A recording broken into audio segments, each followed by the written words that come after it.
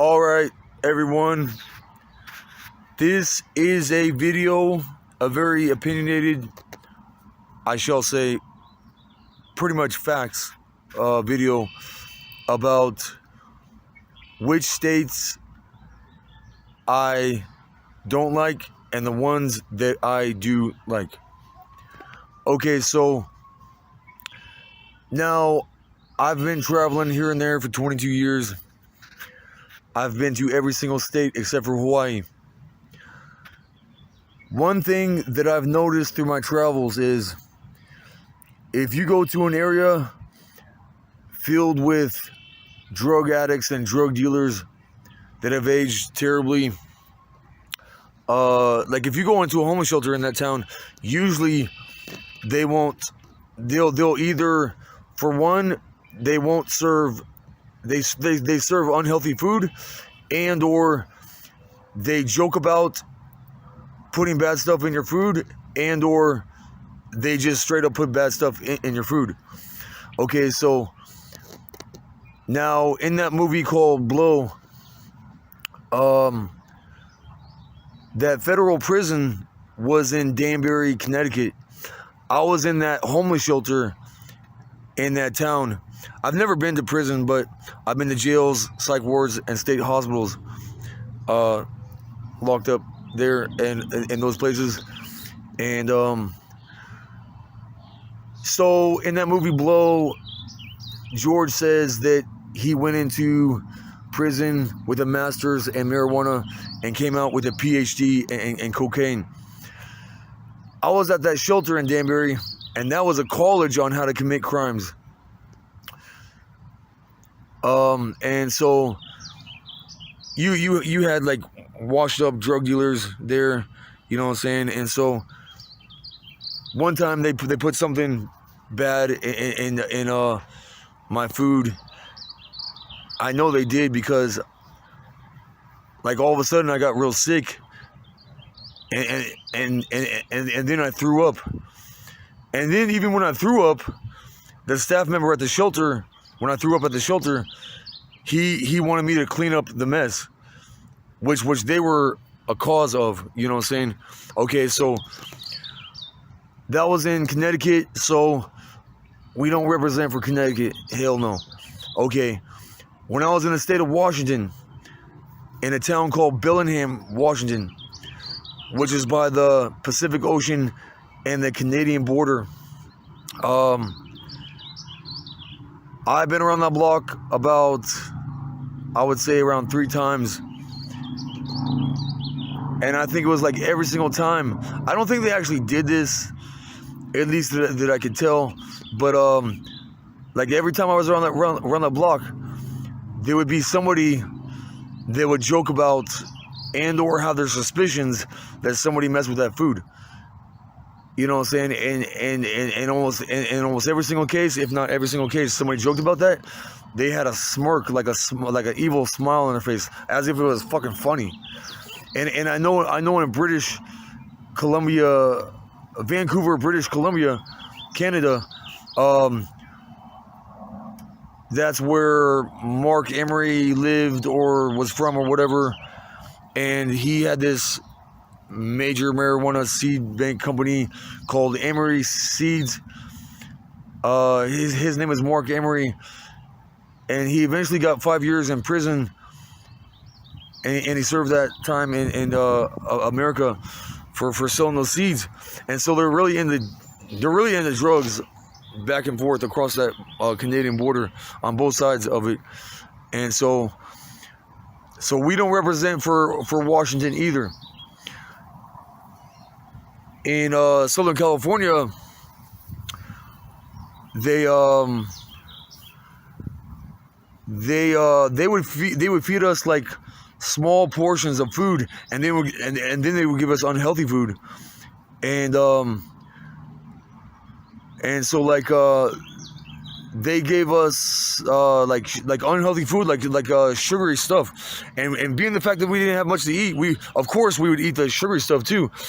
And they had this frosted flakes, and you couldn't tell where they came from because it was in a cellophane bag without hardly any descriptions about where it came from. And these Frosted Flakes were as crunchy as glass. And one time I got this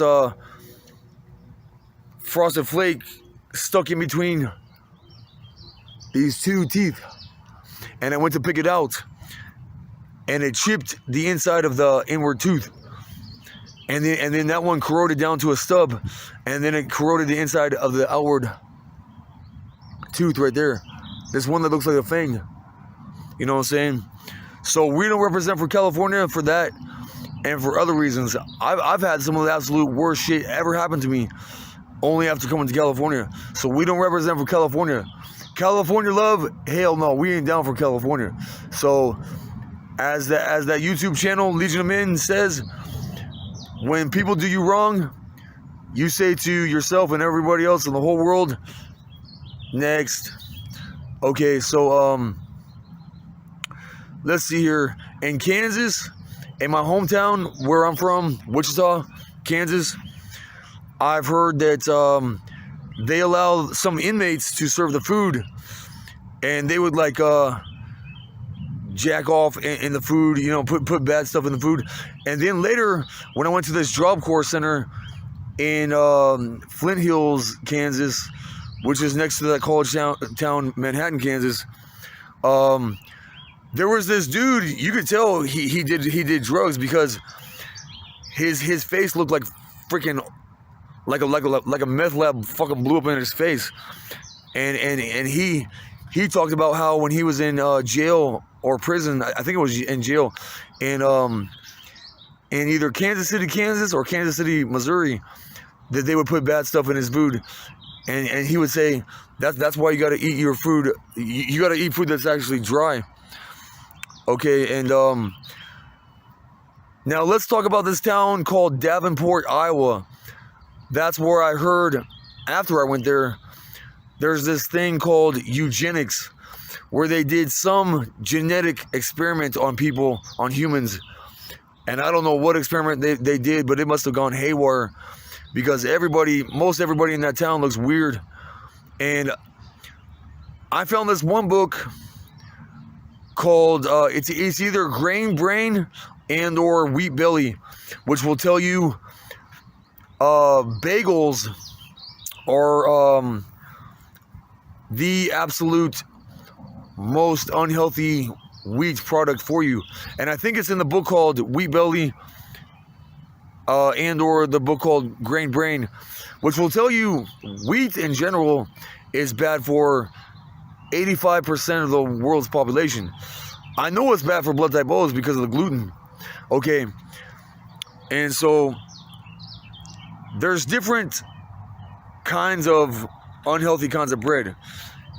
I can speak about that, but we can talk about that here later.